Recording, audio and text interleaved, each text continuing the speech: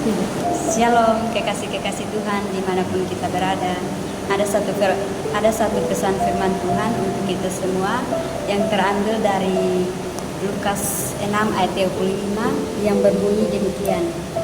Tetapi kamu kasihilah musuhmu dan berbuatlah baik kepada mereka dan pinjamkanlah dengan tidak mengharapkan balasan, maka upahmu akan besar dan kamu akan menjadi anak-anak Allah yang tinggi, sebab ia baik terhadap orang-orang yang tidak tahu berterima kasih dan terhadap orang-orang jahat. Nah, dari pesan firman Tuhan ini kita bisa belajar mengasihi musuh. Mengasihi musuh itu adalah perintah Tuhan yang menyeluruh bagi kita umat manusia, di mana memang mengasihi musuh itu sangatlah sulit bagi kita manusia untuk melakukannya. Tetapi firman Tuhan mengajarkan kepada kita untuk selalu mendoakan musuh kita, mendoakan orang yang menyakiti hati kita.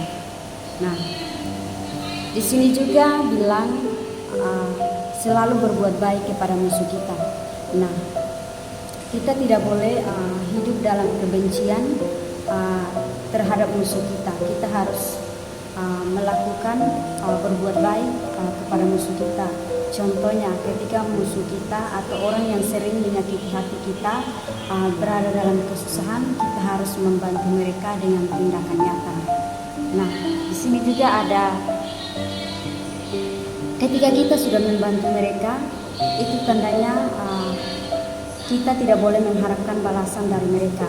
Ketika kita sudah melakukan itu semua, berarti kita sudah mencerminkan kasih Allah.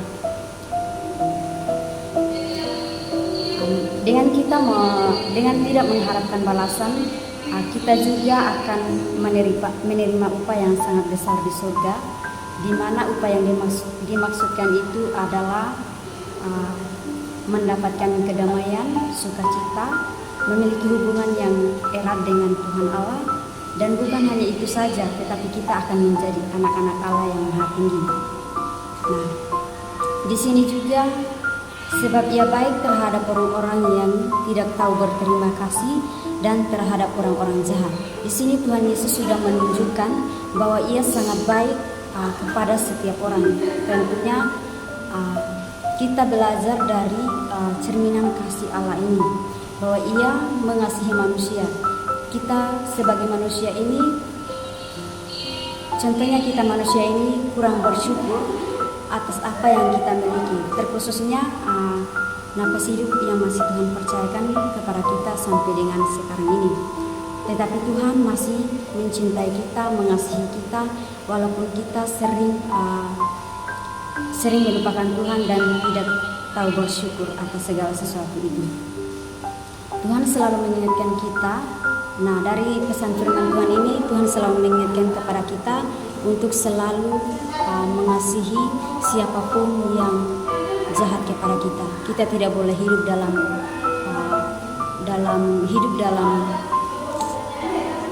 kebencian, hidup ini selalu dendam. Kita harus selalu saling mengasihi.